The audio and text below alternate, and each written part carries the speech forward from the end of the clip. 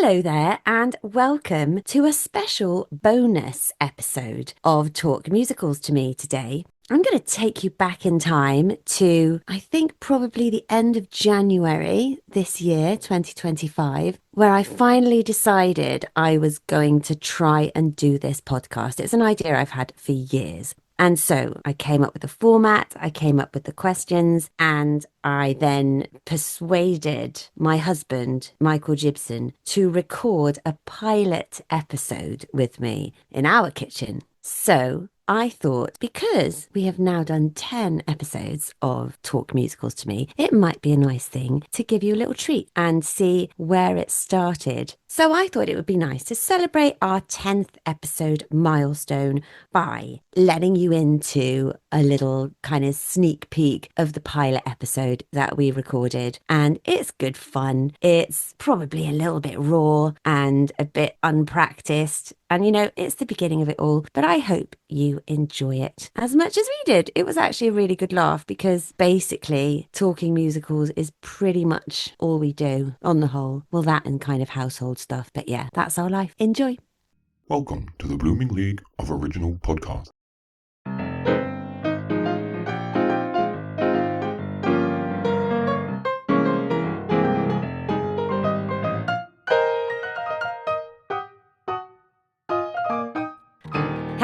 And welcome to Talk Musicals to Me, a new theatre podcast about musicals and their impact on people. My name is Caroline Sheen, and I'm here to quiz some of the leading creatives in the entertainment industry about their relationship with musical theatre and how certain musicals may have influenced their lives in ways you may not even expect. From how they first encountered a musical to musicals they may never even have seen, let's dive in and introduce today's guest to open up and talk musicals to me. I'm so pleased to tell you that the wonderful Michael Jibson is here with us today. He's an award-winning actor who's also turned his hand to directing and writing, a Yorkshireman who wowed audiences in his turn as King George III in the original London cast of Hamilton, snagging himself an Olivier Award in the process. He also has a big television and film CV, including performances in films such as 1917, Star Wars The Last Jedi, Les Miserables and Beauty and the Beast. On TV, he was most recently seen in Bodies on Netflix and The Reckoning on BBC One. He spent the last year in the original cast of Stranger Things, The First Shadow in the West End, and I'm thrilled to have him here to talk musicals to me today. And he's also my husband, so to be honest, there's not much else we talk about, really, in this house. Michael, talk musicals to me. Thank you for having me. Thank you for being here in our kitchen. I'm very pleased to be here in our kitchen. I feel like I've come a long way. Shall we jump straight in and see what questions I have for you? Let's do it. Okay, so I want you to imagine that you and musical theatre are friends or like a love affair or something like that. And I'm going to kind of ask you a few questions along those lines. So some things people ask us quite a lot. How did you and musical theatre first meet? Musical theatre and me first met because my mum was involved in amateur dramatics. That was my first experience of musical theatre. Was my dad had a camcorder in the early 80s and was one of the first people to have a camcorder in the UK, in fact, and that's an actual fact. Gadget man. He was one of the first people to have a proper camcorder with, and it, from what I remember and what I was told, it used to have a lamp. It looked like a professional piece of kit. Anyway, my dad would record my mum's Amdram productions. This was before the days of copyright and all that. He just set up a camera at the back of the new theatre in Hull when my mum was in various productions, and I remember seeing these videos of Half a Sixpence and Oliver and Jesus Christ Superstar, and those are my first memories of what a musical is in the theatre anyway. So your first meeting with a musical was on a bootleg, really? Kind of, yeah, I suppose. Not actually in the theatre experiencing and watching my mum play the lead. Would you go to the theatre and see that? Were you part of Not the really. audience? I apparently I was taken to see something, one of those productions, Half a Sixpence or something, when I was a tiny little boy, but I don't really remember that. But I do remember watching it on video, and I remember my mum being the lead, so that was my first experience of who a leading actress was, I suppose it was my mum, because she was playing the Juve lead in Half a Sixpence. She was Nancy and Oliver. She was, these films. So that was my first. Even though it was your mum playing those parts, could you still like invest in the story of the musical? Or you were like, oh my God, that's my mum and she's not with my dad on there. She's holding someone else's hand. Or I wasn't invested. I think I just saw it for what it was, and I only watched little bits of it. I vividly remember my mum being killed as Nancy. That's the first thing I remember, her being beaten by Bill Sykes. I remember that. The eyes, all that. But I don't remember being invested in the story because I was too young to understand it. Yeah. And then I suppose my experience of the theatre was that my mum's sister, my Auntie Angie, who was a bit younger than my mum, she was 12 years younger than my mum, she actually went to dance school and ended up being in the second year of Starlight Express in the West End. And I went to see that when I was not much older than the video experience, so probably 4 or 5. Wow. And I don't really remember that. Other than I vaguely remember her zooming by me on roller skates. She was one of the marshals. She was a swing and a marshal and stuff. I remember she waved at us. So that was my experience of theatre. And then, other than that, I used to go and see the Sooty Show at the New Theatre. My mum, the Sooty Show. Yeah, my mum or my dad would take me to see the Sooty Show. There would have been songs in that. We can include that as a musical. Yeah, and it was theatre, but it was a children's show. For little kids with puppets. That's so important. It's a lot of people's first introduction to theatre, isn't it? Going to see TV shows on stage and children's shows, pantomime. And then other than that, I don't remember really going to the theatre until I was about in my teens, when I sort of discovered the next stage of my life, which became what I sort of did, which was that I went through my childhood, through school and education, playing football. I was a very good sportsman, and I won't go into that, but I played a lot of football. Got to the age where I was about to start dicking around and hanging out on street corners and probably getting up to no good. And my mum said, did I want to get involved in Full Circle moment with her old Amdram group, amateur dramatics group, as it were, or operatic group, whatever you want to call it. Well, there you go. So that will lead us on to my next question, which is the musical that you were first personally involved with? Would that have been with the amateur dramatic group then? Yes. I mean, I did do school shows, but they were always very, very loose Christmas shows at school, nativities and stuff like that, but they were never anything particularly... Wasn't the thing that fired you up? No, not at all. And then I ended up in a production of Oliver. Again, it was the next time that my old Amdram group did Oliver. They did it in 1980. So this wasn't your mum as Nancy in this? No. So my mum was pregnant with me when she played Nancy, like early days in 1980. I was born at the end of 1980. And then in 1994, so 14 years later, Hesel Amateur and Dramatic Society, as they used to be called, they're now called Hesel Theatre Company, did Oliver again, got the rights and put on Oliver again. Me and my brother, my mum approached us, said, do you want to get involved? We both auditioned for it because we sort of knew, my mum had friends who were involved in it, so we knew all those people. I auditioned and my brother got cast as Oliver and I got cast as Dodger, and there were two groups of kids, and that kind of changed everything for me. That's a good start, isn't it, to be Oliver and Dodger in the family? Yeah, and I think to go back to your question about, what was that first musical, that was, I mean, we were talking about it earlier on, I think, because Oliver's just opened in the West End.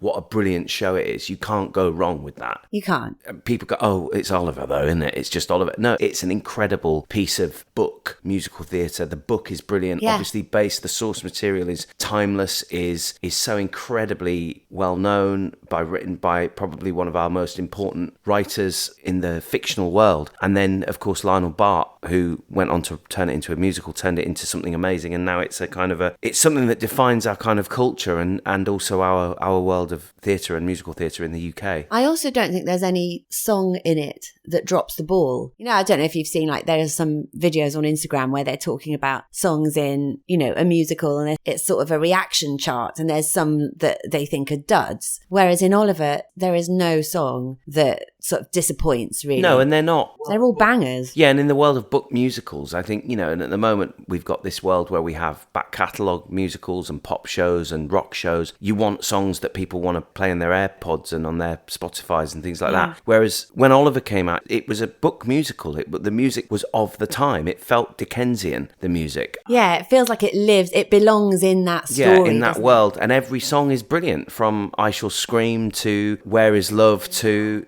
Papa Papa to all the stuff in the gang sequence with Pick a Pocket and It's a Fine Life. Literally and every song. And Consider Yourself. And then you've got, you know, My Name, which is so kind of iconic as to a Bad Guys song. You know, it's brilliant. It's interesting, isn't it? Because I feel like sometimes they write musicals to formula and they sort of want to put the good song here and the better song there and an even better song at the end of Act 1. And I just think Lionel Bart just wrote really good songs and shoved them all in there. But they also thought about what worked and what should be in the musical. So, for example, you know, you go and see a show and go, well, there's nothing in that for an ensemble. You look at Oliver and you've got all the kind of solo lines in Oliver, all the kind of people that work in the workhouse. They've got lines. And then there's the washerwomen and stuff who are in Consider Yourself and basically all the ensemble of the London streets. And then you've got Who Will Buy and that kind of beautiful round or whatever you call it that opens a Who Will Buy. You know, Who Will Buy My Red, Red Roses and Milk for Sale and Knives to Grind. You invite the audience into the world and let people know who these people are without them being major characters, but it also gives people a job when it's a professional or amateur production, and that's why I think it's such a brilliant show. Great show for Amdrams, great show for well, pros. It's just a great show. And I think, you know, you look at all these shows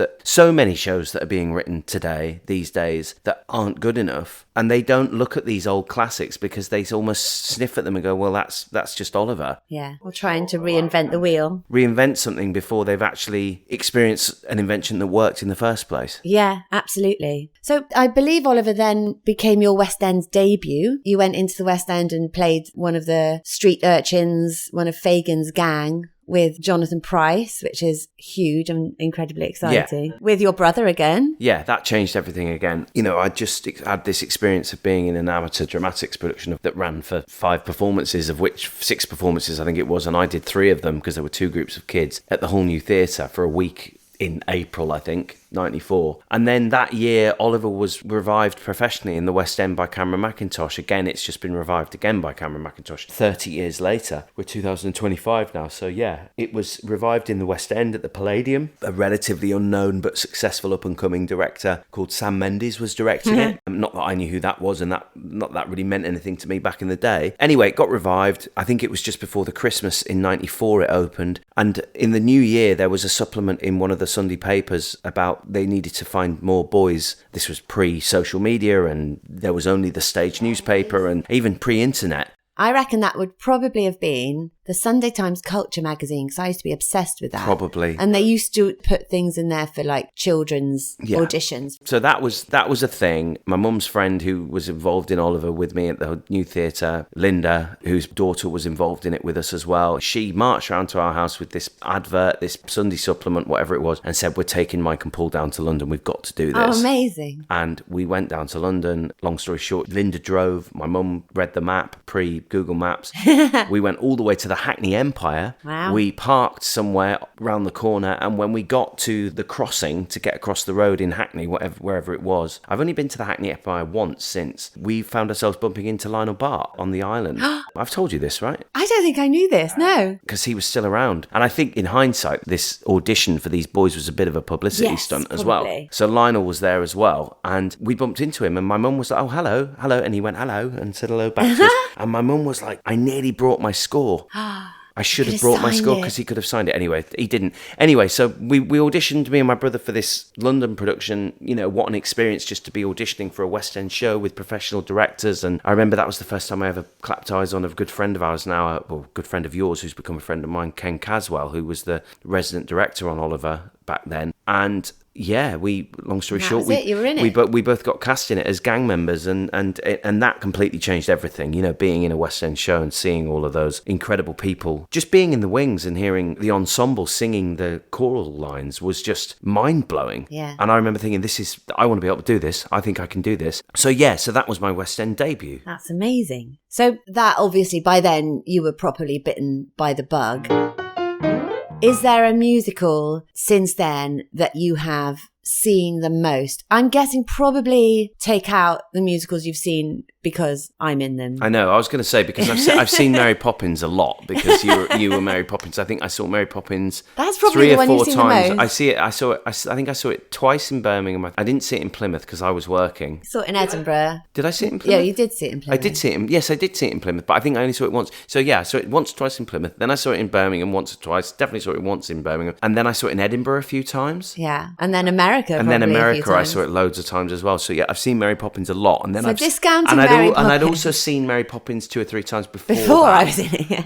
I don't think I've seen it since. I know you have. I think the show that I've probably seen, apart from shows that I've been involved in, is probably Rent. Rent. I was not expecting that. Yeah. Did you go a lot? Yeah, I saw it about 6 times, I think. Wow. When it was on in the West End, originally. So what was it about Rent that kept you going back for more? Sorry, the sound you can hear is our dog having a stretch and a shake. There you go. I think it was because it was the new show of the time. So fast forward a bit, after when I did Oliver in London, I got involved with the National Youth Music Theatre. I was involved in this production of Bugsy Malone and other productions, but this particular production of Bugsy Malone ended up going into the West End. It was 1997, it was the year that Chicago opened, and we did a performance on Children in Need, which was when all the big West End shows would showcase their productions on Children in Need. Very late at night, but we went in early. Midnight. We went in early and we did our show at 6:30 when the show started, because we were the kids' show, and then we went and did a performance. And those of us that were in the show, we all went back to this flat where we were living. We were 16 or 17, so we didn't have chaperones. We went straight home. We wanted to watch Children in Need because we were there earlier on. It was so exciting that we'd been there earlier on, and we'd also rehearsed with like the cast of Chicago, so we wanted to watch. Wow. There was Chicago, there was Smoker Joe's Cafe. Oh God, literally golden era. Yeah, really. I can't remember. Maybe there was something else as well. But the other show that they showcased, and we didn't know this was going to happen. They said it was Gabby Roslin and Terry Wogan. and they said,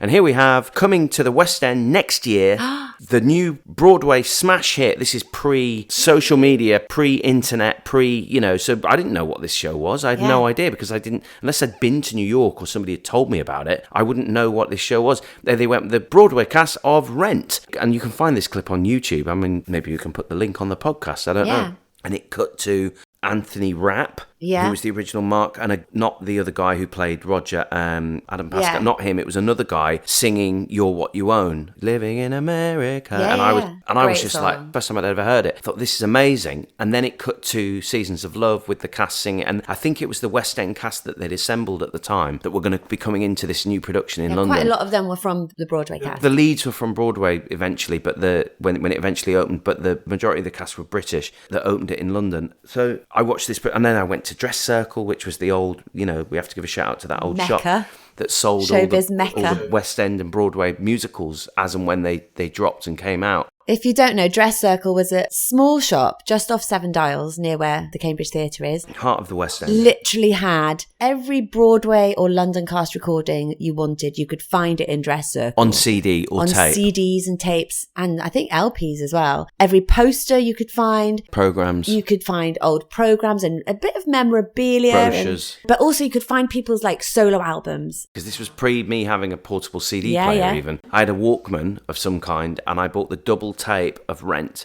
Wow. And I devoured that tape when I was, 16, 17. The show opened the next year, so I was 17, 18. I think I saw that original cast 2 or 3 times. Wow. Because you could queue, couldn't you, and stuff? Is that what you did? It didn't sell particularly well, I don't think, so there was always availability. It was sold, but there was always availability, and also it was affordable. I could get a ticket at the back of the Dress Circle for £10. And that was definitely important for its core demographic as well, and if you were walking up on the day, they'd rather them sell tickets for £10 than it be empty. Without wanting to go off on one about the way ticket sales are today and the ridiculous prices and the price and the tickets that are being sold. But, I went to see it a few times. There was a whole thing where they used to people could queue and get the first couple of rows. There was a bit of a kind of gimmick with that, but I never really did that. Anyway, I saw it a few times, and I think I saw it. It was on still when I eventually went to drama school, so I saw it a couple of times. It ran for 2 or 3 years, I think. It did, yeah. And then I've seen it on tour. I think I saw it on tour a couple of times. I definitely saw it in Woking, which was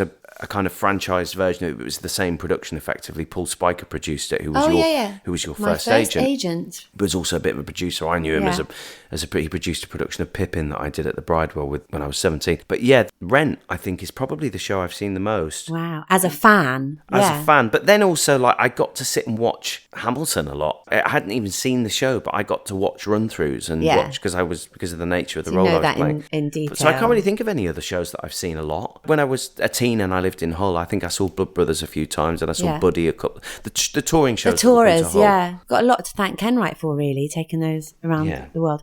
So, is there a musical that has either made you laugh or cry the most? You can pick either. I think I know which one made you laugh the most. The one that made me laugh the most, because you were sat next to me, it was when we went to see Dirty Rotten Scoundrels on Broadway. Yes. I just really got the giggles at this particular performance of this guy who was the cover. He was for cover, Norbert Leo Butz, who was playing the Steve Martin part. I can't remember the name of the role. I want to say Freddie. We were in New York, but he was playing Ruprecht at the time, the character that the character plays, to kind of cover themselves from being found out because they're ripping everybody off. And he played this complete idiot, and it was just his performance just made me howl with. And you're difficult to make laugh as well. Yeah. You don't laugh easily. It has to be surprising, and it has to be truthful. And it has comedy. to be silly. And it has to be silly. And he just did everything right, and I just couldn't stop. And then I got the giggles and I was crying with laughter. I got that as well when I went to see my mate Mark Pickering do Bleak Expectations. Yes, the Dickens thing, and he played all these incredibly stupid roles of the headmaster and the nanny and all this, and it was very similar to that. Eccentric but truthful. Eccentric but silly, truthful comedy. That made me laugh. Cry, I don't know, I think it's when things catch me out and I'm not expecting it. I think it's as simple as that. Next to Normal made me cry when I saw that, and I really wasn't expecting that to happen when she attempts suicide. That just got to me. And the song I've Been, I just found myself sitting there going, oh, this is really upsetting me. But I get emotional when I see shows in general, when certain parts of music swells, or music always is the thing that gets me more than anything. But also I get emotional, a bit like the guy on the pottery challenge, when he sees something that... When things are good. When things are good, it makes me emotional. Yeah. Even if it can be a simple bit of brilliant staging, it makes me emotional because I think... Is there any example you can give of that? I got emotional once when I was doing Stranger Things because the direction in it was kind of impeccable. Which part was that? It was silly. It was the bit at the end of the locker sequence where he was kind of like wiping his nose because he just had a moment with Patty. Oh, yeah. And he was walking and the lockers were kind of... It was on a revolve. I don't know how much of this we're allowed to tell you, mate. And the lockers kind of moved on the revolve to stage right. And then upstage left, walking on the revolve, revealed from behind the lockers, was Joyce just walking. Yeah. So that he was downstage right and she was upstage left. And they were playing this diagonal across the stage. And it was just a beautiful bit of harmony in the way that it looked great. It was a brilliant bit of the way that the audience knew exactly where they were. Oh, we're now looking at this character at the back of the stage. It was like a pull of focus. Yeah. And I remember seeing it on the monitor for the first time because I never got to sit out in the auditorium and watch it because there was always so much going on. And I still haven't seen the show properly. I need to go back and see it. I remember seeing it and it really got to me. It didn't make me cry, but it hit me in the same spot. It took your breath away a little bit. Yeah, because I just thought, wow, that's so clever. Just brilliant and simple. Is there a musical that you have not seen? Is there something you regret that you didn't see or haven't seen, or is there a reason that you won't go and see any musicals? Is there one that got away, basically? I don't know if there is, really. I mean, there's shows I wished I'd seen. I wished I'd seen Assassins at the Donmar. Yes, don't we all?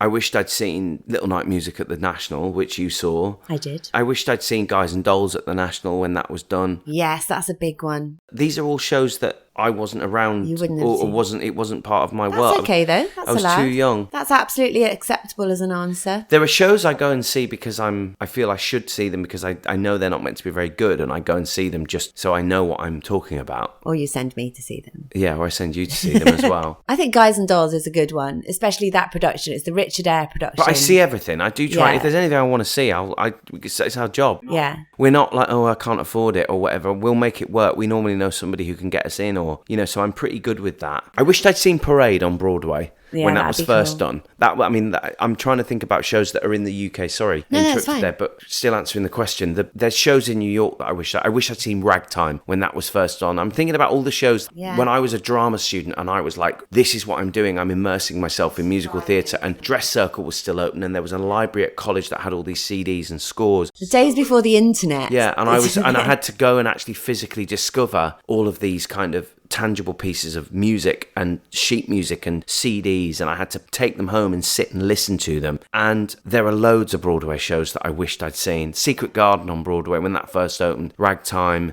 all these incredible shows. I wished I'd seen Merrily at the Donmar. I didn't see that. Yeah. I don't think I've ever seen a professional production of West Side Story. I don't think I've ever seen that. No, I don't think I have either. And I feel like that's a bit of a ball drop. Weirdly, West Side Story is a bit like an Oliver to me. Yeah. It's like the show that I kind of go... And Willow agrees. It's the show that I kind of go, well, it's West Side Story. That'll be on forever, and it's just West Side Story. Whereas actually, it's probably a perfect musical. When I saw it, sorry, our dog is telling us that she wants Some attention. Yeah, no, I've never seen a professional production of West Side Story, although I think it's a piece of genius. I agree. And we've seen the films. So that's a bit of it. So while our dog is being needy, let's take a little tea break and get back to you she's literally, what are you doing? And we will get back to you in 5. G'day listeners, another show you can find on the Bloop network is Thrash and Treasure, where legendary artists from Broadway, West End, Hollywood and beyond deep dive into 2 seemingly opposite genres of music, heavy metal and musical theatre. From Tony winners to reality TV contestants, hear a vast range of iconic guests, learn about genres of music they've never been exposed to. With over 130 episodes, there's bound to be a silly, sassy and insightful conversation that'll have you reaching for the leather pants and hairspray. And here is a sneak peek.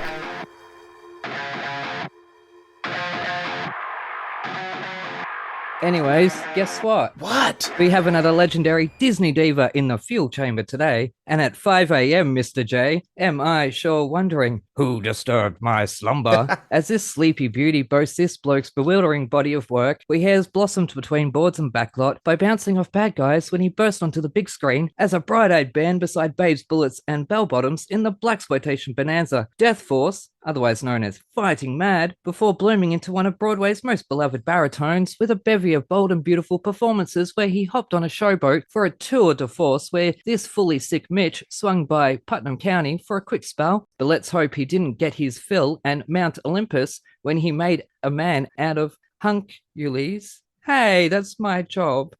I don't want to do this anymore.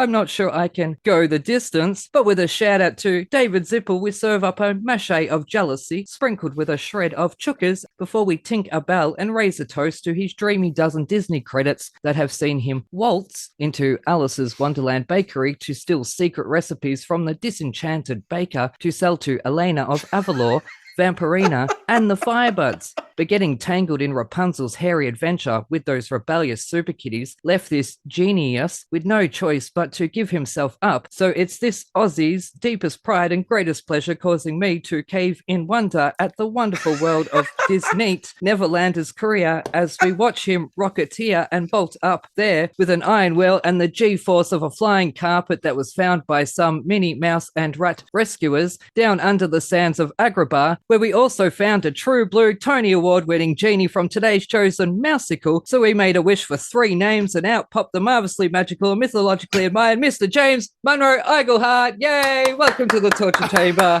I can cross another dream guest off my list and die.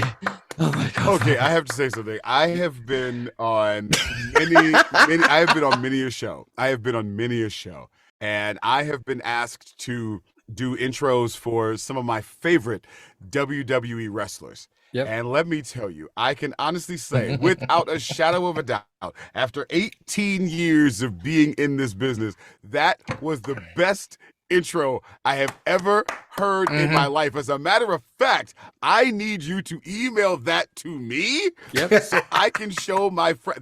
I need to have that. I need to frame it. It is the most amazing intro I've ever heard in my life. I am so honored. That was literally the dopest thing I've heard ever about myself. That is That was fire.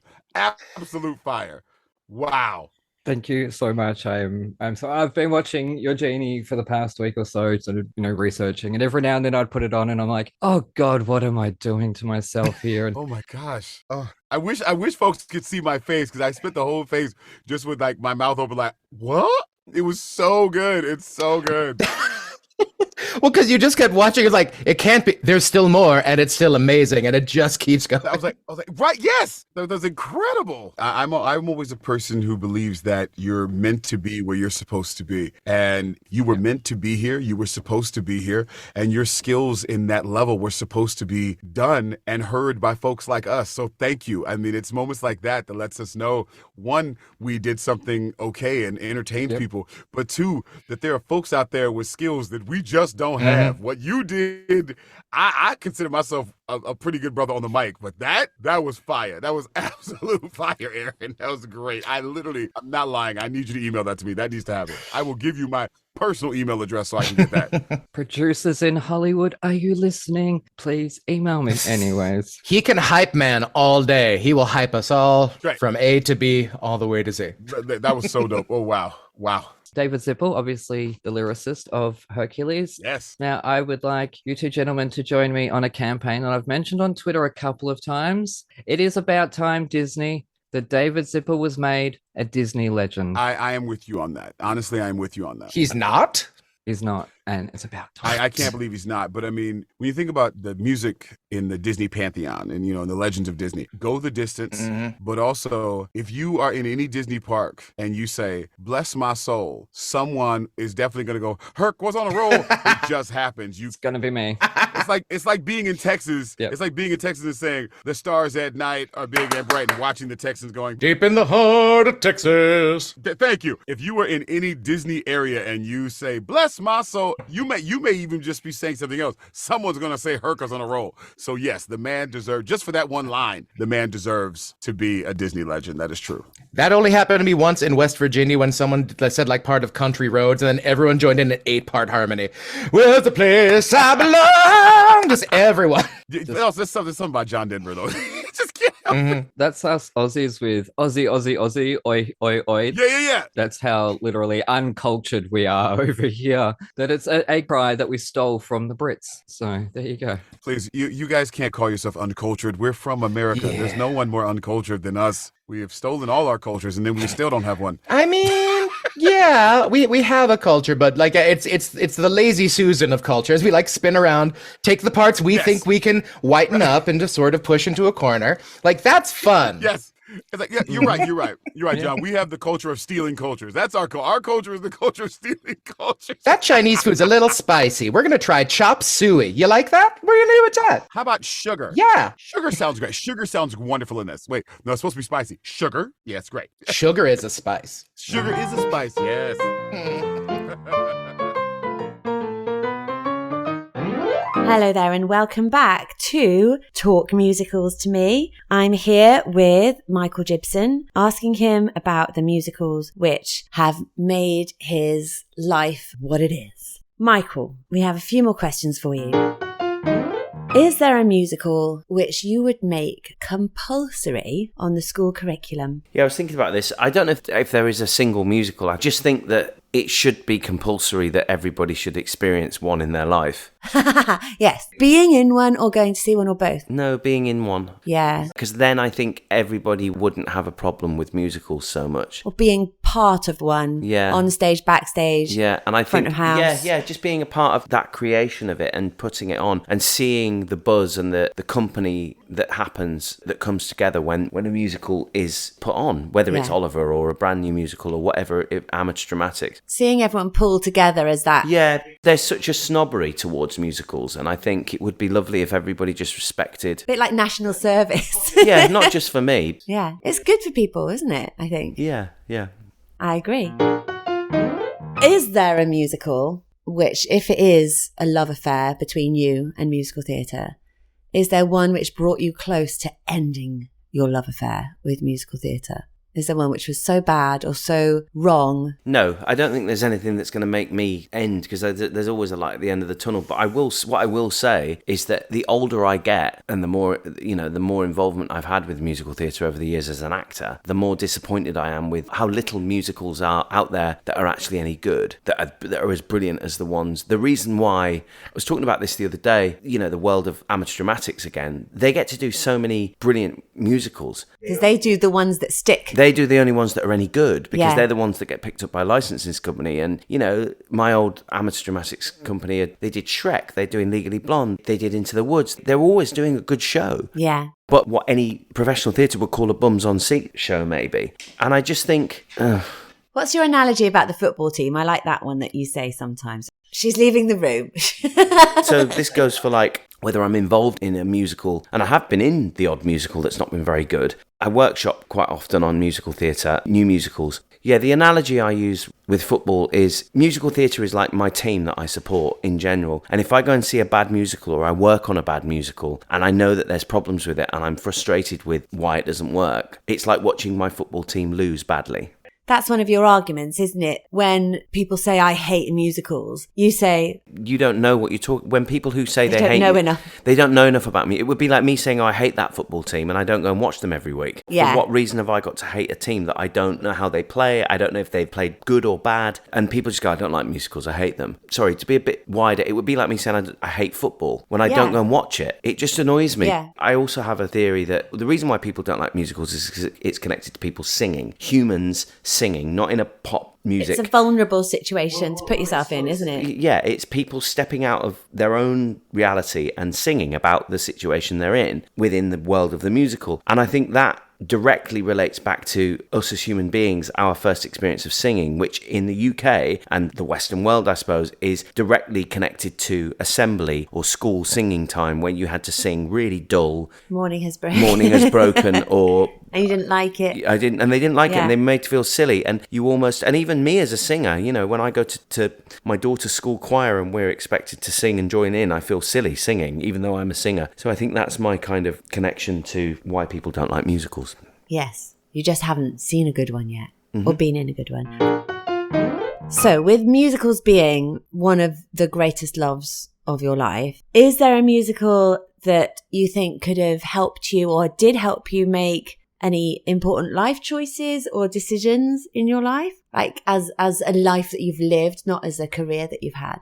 There's certainly been jobs that I've said no to, which have made a difference. Like musicals that I've said, I'm not going to do that, because I wanted to make sure that my career went in a certain direction. Sometimes the musical wasn't good enough, but sometimes I really wanted to do it. But I thought, this isn't the right thing for me to do at the moment. I take that mantra into everything I do with every part of my work. But what about like life choices? Is there anything you've gone... Well, yeah, I mean, every lyric that Sondheim writes, They resonate, don't they? Yeah, I mean, the lyrics in Hamilton, wait for it. The lyric is probably his greatest song, I think, in Hamilton, because it's about just wait. Just wait for the right thing. Take your time. Sondheim's lyrics, all of his lyrics, from Being Alive to Children Will Listen. That's a big one that I definitely am aware of. Children Will Listen. I guess Yeah. being a parent. And I think that's what the power of musical theatre has, when it's so affecting to the audience and beyond. I think it's when those songs Leave the theatre with you. leave the theatre and move you, And is there any musical that you think overall is the one that has shaped your life the most?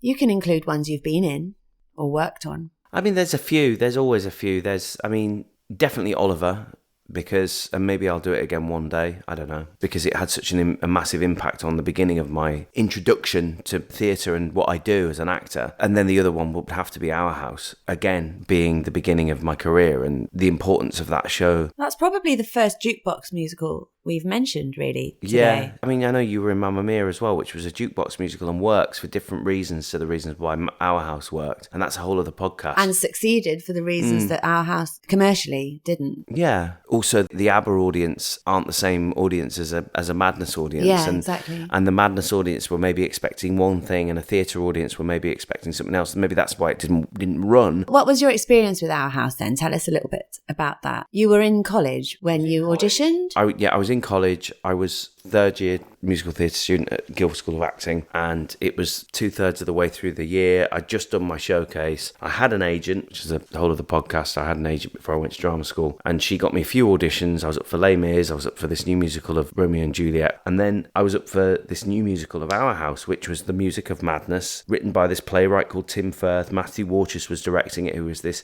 relatively successful youngish director Up and coming at the time. I mean, he was established. He directed He's making a lot of noises, wasn't he? He directed a few big hits, plays and Broadway shows. He directed Follies on Broadway and things like that. And he was really, really exciting. But he was probably like 30 if he wasn't that old. So I didn't really know anything about it. And anyway, I ended up auditioning for this show and I got the lead role in it. And that changed my life because I went from my expectations being that I would just work and be in musicals and hopefully work in the West End, and I ended up getting the lead role in this huge show, which was a really intelligent and smart, cool, brand new musical that went on to win the Olivier Award for Best New Musical. I got nominated and it sort of changed my life, and then the opportunities that came from that weren't like life-changing. The opportunities weren't life-changing because I certainly didn't end up going straight into, a leading role on TV or being discovered in that show. But people came looking for you, didn't they? Yeah. And it gave me a very good start in the industry.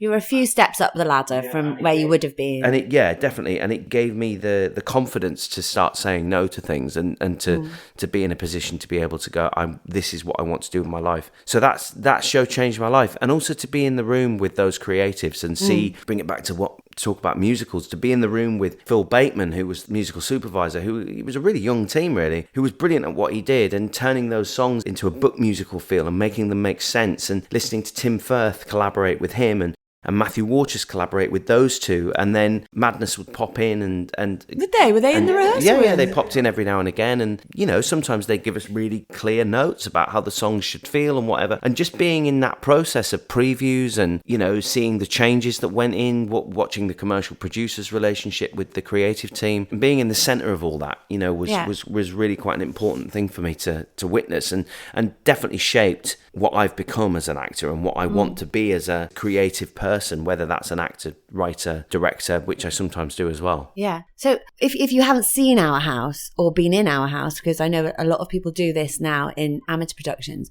I do think it is one of those life choices musicals as well, because Our House is actually about life choices. It's a sliding doors story where somebody makes a choice and then you see what would have happened if they hadn't made that choice. Yeah. And that still resonates with me now. I think, I wonder what choices have led me to here. The exposition of the show is the first couple of scenes, and then when the story kicks in, it's because the story splits in two and you're watching these two. And again, that's me going back to, what works about a good show, and what a brilliant thing, the idea, and how brilliantly thought through that you were going to follow the same character in two different realities, and work out, and you were going to find out what was going to happen, and the stakes being what's going to happen at the end and how is this going to resolve. And I think so many people take that kind of stuff for granted in terms of, whether it's a brilliant book or and specifically talking about musicals here. You've led very neatly on to. What is the secret to a good musical? Well, the basics are, good music, whatever genre, doesn't matter. Yeah. But good music, good lyrics, which know what they are. They don't have to be clever lyrics, but they have to be good lyrics. They have to scan properly. If they don't scan, that has to be, when I talk about scanning, if they're not... If the emphasis is in the wrong place, that has to be intentional, and the audience have to be in on that. The audience have to know what they're watching. The audience have to understand what the show is not about, but what sort of show, what the relationship they have with the show from the first few minutes of the show starting. If it's a book musical, they need to know it's a book musical. And when I talk about book musical, I mean the classic setup of a musical, the Rodgers and Hammerstein. Our House was a book musical. Fiddler on the Roof does that brilliantly. Yeah, Mamma Mia is kind of a book musical, but it's also got a tongue-in-cheek because they're shoehorning these ABBA hits in, which means that the audience relaxes and sits there and goes, oh, okay, I can have fun with this then. I can giggle at... The success of Mamma Mia being, that the story is quite light, the music is, disco music, but actually has a lot of depth, is the tone, I think. Yeah, the tone is bang on. Yeah. I think the big word is collaboration. And Sondheim always used to talk, I collabor him, he collabors me. You have to collaborate with all of your creatives. You have to listen to each other. I think every creative needs to be on the same page in terms of understanding how musicals work. And Yes. if that and have isn't the same respect for them. and if that isn't the case, then somebody has to lead that. Yeah. And I think that's why so many of the great musicals that work and are running and are making some people a lot of money is because of just a few people in our industry, probably one of them being Trevor Nunn, who is smart enough to understand how musicals tick. And he created that language for how Les Mis works, how Cats works, how the other great shows that he's worked on and directed. And then, you know, the reason why Wicked works is Joe Mantello is a brilliant director, and Dominic Cook or Matthew Warchus or Sam Mendes or whoever it is, they're not there to tell actors how to say their lines. They're there to set the tone. Stephen Daldry, you know, who I've just worked with on Stranger Things, he sets up a language with the audience. That's his job, is to make sure the audience understand what they're in, what they're watching. And it's so refreshing when a new musical is on that you just love and go, wow, this is so brilliant and it's so good. Like when I went to see Matilda for the first time, it was like I could breathe again because I was watching this show that just Matthew knew what it was like. And then when I went to see the film of Matilda, it was so beautifully done. And again, watching Wicked on screen, how refreshing to watch Wicked on screen. Even my brother liked the film of Wicked, who talks about how he's one of those people that says, I hate musicals. He loved Wicked because he went there and experienced it through his daughter's eyes. And because it was really well done, and the guy who directed it knows his onions. I mean, it's as simple as that. So, is there a musical that you go to heal your soul? There's a few. What are they? Floyd Collins. Okay. Adam Gettle. Yeah. Other tracks from his shows like Light in the Piazza and Myths and Hymns. I check in with those albums every now and again, but Floyd Collins, I could listen to a whole chunk of it. That's the one you can listen to and just go, I go to Sondheim. I occasionally check it. I've really got into. I listen to Sunday in the Park every now and again. I mean, I'll go back to Oliver if I sometimes need to, just to remind myself. I will. I'll go back to that Palladium cast because it reminds me of a really exciting time. And of why you're doing it. Yeah. Oh, Mike, that's brilliant. That's brought us around in a full circle. Thank you very much for being so open and fabulous. Thank you for having me. For those who want to stay in touch with you and what you're doing, is there somewhere we can follow you on social media? Yes, I'm on Instagram, Mike Jibson, MikeJibson. Well, if those of you that are interested in what I do outside of this, I'm from Hull. I run a which we are soon to be setting up as a charity called the Hull and East Yorkshire Arts and Culture Trust, which is something that me and my friend Andy Pearson have set up to support and nurture young artists from Hull and East Yorkshire who need a stepping stone into the industry of the arts of any kind, financially, with a financial help. So that's that. The Hull and East Yorkshire Arts and Culture Trust, or HAYACT for short. Supporting the grassroots of what will be our people in our industry in the future. That's amazing. Thank you, Mike. That's all we have time for today. Thank you so much for coming on. Thank you very much for listening to that special bonus episode. I think you could probably tell it was my first go at it, but it was actually quite fun to talk to him and find out stuff I didn't even know. And, you know, we've been together quite a long time, so that was interesting. If you want to see Mike in action, he is currently in a wonderful new show called This Is My Family at the Southwark Playhouse Elephant. It's a really special one for Mike because it's reuniting him with Tim Firth, who wrote Our House. And it's a really lovely, heartwarming, special show. There's only 6 people in it. And it also stars Gemma Whelan and Gay Soper, who, if you know your musicals, you'll know that she is an absolute musical theatre legend. So get yourselves along to Southwark Playhouse Elephant to watch it. And it's on until the middle of July. And if you're listening to this after that, then sorry you missed it. Thank you so much for listening today. This has been Talk Musicals to Me for the Bloop Network. My fabulous producer is Aaron Ware, and the music you heard is from the pen of the sublime Tom Self. If you get a moment, please subscribe or follow and rate the podcast by clicking the stars below on the podcast page. It takes about 2 seconds to do, and it will really help the podcast and its future life and would make us massively, eternally, enormously grateful.